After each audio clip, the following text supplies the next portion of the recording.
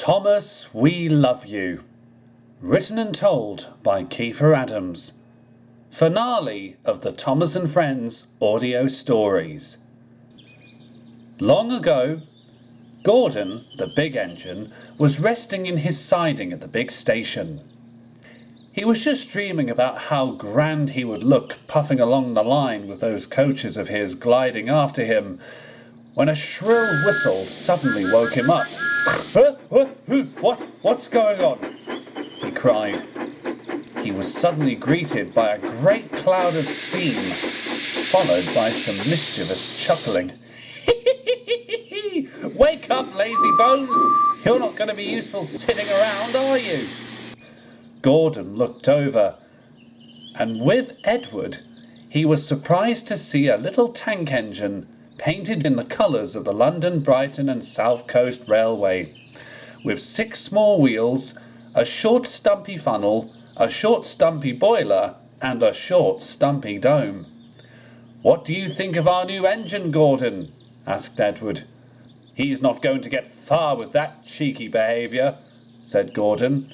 "And you're not going to get far either, fat face. Come on, trains are waiting." The little engine scampered off, laughing. Edward followed, chuckling quietly. Gordon had no idea that he had just met Thomas, the tank engine. Years had passed, and Thomas was now a really useful engine, painted blue with red stripes and wearing the number 1. He was now the proud owner of the Farquhar branch line and his 2 coaches, Annie and Clarabelle. The Fat Controller knew that it would soon be the anniversary of when Thomas first arrived, and wanted to do something special for him. On the other railway, devious Diesel was sulking crossly. "It's not fair," he growled. "That brake van sold me out. How dare he tell lies about me?" "You told lies about one of the Fat Controller's engines," said his driver. "You got what you deserved." Diesel was just about to clarify that he wasn't in the wrong when a shrill whistle and a flash of red caught him by surprise. "What on earth is that?" he exclaimed. "That's the visitor going to the island of Sodor," said his driver. "After all, he doesn't misbehave." "Grr, grr," growled Diesel, as the visitor was soon out of sight. A few days later, Thomas arrived at his junction at Elsbridge. Daisy, the diesel rail car, was already there with the Fat Controller. "Ah, Thomas," he said, "I'd like you to work on your branch line, please. We've got some maintenance at the big station." "Why?" asked Thomas. "I could come and help." "You are needed here," said Daisy. "After all, Fat Controller's orders, my dear." Thomas looked puzzled, but he couldn't argue with the Fat Controller. If there was maintenance at the station, then he knew better. He puffed away with Annie and Clarabelle in tow. Daisy chuckled quietly as the Fat Controller boarded her. "Now that he's out of the way," she chortled, "the real maintenance, as Sir Topham says, can commence." Over at the free berth shed near Tidmouth Station, Percy was resting, having just done the morning shunting. He was very surprised to notice the buffer beam of an engine sticking out at the shed furthest from him. At that moment, his driver returned after having his tea break. "Fireman should be along in a minute," he called. "Excuse me, sir," said Percy, "but who's that?" He gestured to the buffer beam poking out of the shed. "That's a special visitor for Thomas," said his driver. "But don't tell him. It's a surprise." "A surprise? Shh! Keep it down, Percy," his driver whispered. "Why? You'll find out soon enough," said his driver. "Now come on. These trucks won't be shunting themselves." Percy's fireman soon arrived afterwards. But as he was leaving the shed, Percy looked back at the mysterious buffer beam one last time before carrying on with his duties. Later that day, Percy arrived at the yards near Tidmouth Sheds. Gordon and James were chatting amongst themselves when Percy arrived. "Have you heard the latest, Percy?" asked Gordon. "Well, I did see a mystery engine at the sheds near Tidmouth Station," began Percy. "Keep your voice down," called James hastily. "Thomas might be about." "Why is this engine here?" Percy asked. "Well," said Gordon, "we've actually got 2 visitors for Sodor. If you really want to know, do you remember that visitor from last year that brought a television crew to propose ideas for a new show?" asked James. "He's not back, is he?" gasped Percy. "Oh yes," replied Gordon, "and he's brought someone very special with him." "We're going to go and spread the word," said James. "Would you like to join us?" "Oh yes, of course," said Percy. And the 3 engines set off at once. James was lucky to find Edward at his station, taking on water before leaving with the small goods. "I hear everything's almost ready," he whispered. "Yes, indeed," said Edward. "Not long now. The station should be decorated by this evening." "Excellent," said James. Percy returned to Tidmouth to collect some trucks. He found Toby being fired up for his trip to the quarry. "Do you know anything about this special event for Thomas?" "I know a few things," replied Toby, "but of course we mustn't let Thomas know. It will spoil the surprise." "Oh, I know," said Percy. Douglas was passing through Tidmouth Station at that very moment. Toby and Percy were quick to explain. "Did you hear, Donny?"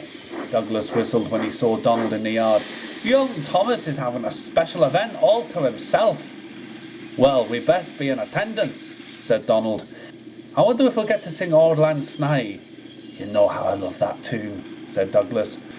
"Well, we could practice." "Not yet, we got work to do." Donald then found Duck, who met Henry at the junction. "I feel this is going to be quite the event," said Duck. "So do I," said Henry. "Hopefully, so will Thomas." The Fat Controller was in his office at the big station. He was wondering what to have for his tea. At that moment, the telephone rang. "Hello, Sir Topham speaking." "Yes." "The visitors are ready for display?" "Excellent. I'll contact the Farquhar station master and have Thomas sent on his way." "Thank you. Goodbye." The Fat Controller hung up the telephone and smiled. "Let's hope Thomas enjoys this special event," he declared to himself. Thomas was at the top station of his branch line with Annie and Clarabel when the station master came to see him. "Hold up, Thomas," he called. "You've got some extra passengers going to the big station with you." "But I thought there was maintenance work," said Thomas. "It's all been taken care of now," said the station master. "Hurry along when you're ready." Annie and Clarabel had never been so full with passengers all their life. As soon as the guard blew his whistle, Thomas set off. He was curious to know what was going on, but he would find out soon enough. He rattled through Hackenbeck, where Bertie the bus was parked in the station car park. "Guard, Thomas!" he shouted. Terence the tractor was close by as well. "Enjoy yourself, lad," he called. "There's going to be a surprise. There's going to be a surprise. I wonder what he's thinking, but there's going to be a surprise," chanted Annie and Clarabel as they rattled along the line. "Why are you so excited?" said Thomas. But as he neared the station front of Knapford, he could hardly believe who was waiting there for him. "I didn't come all this way from the other railway to wait for you, Thomas," chuckled a voice. Thomas stopped beside an open cab saddle tank engine, smiling broadly at him. "I don't believe it," he exclaimed. "Is that you, Christopher?" "The one and only," he said. "It's so good to see you, Thomas. You're looking so well." "It's good to see you too," said Thomas. "But hang on, I didn't have a name when I was working at Brighton." "Oh yes, that's right," chuckled Christopher. "You were just known as number 70. "But how did you—" began Thomas. "Why don't you go into the station?" said Christopher. "There's someone else who'd like to see you." Thomas was puzzled, but after some encouragement from Annie and Clarabel, his curiosity got the better of him. He crept slowly into the station, and there he is, the tank engine on television, called a familiar voice. Thomas stared in bewilderment. There, waiting at the platform, was Audrey. He had been to Sodor before with a television crew, who had based their show on Thomas. The big station was covered in white, red and blue bunting, and colourful red and blue balloons were wrapped around every station pole. "Audrey," beamed Thomas, "I don't understand. Why are you here? Why's Christopher?" The Fat Controller stepped out. "I can answer that, Thomas," he said. "This special event commemorates the anniversary of when you first arrived on my railway. My father, Sir Charles Topham Hatt, would have loved to have met you. He would be so proud of how hard you've worked. You are for certain, Thomas, a really useful engine." He presented Thomas with a beautiful red rosette, with a silhouette very much like his own in the middle. It was perched on the front of his tank.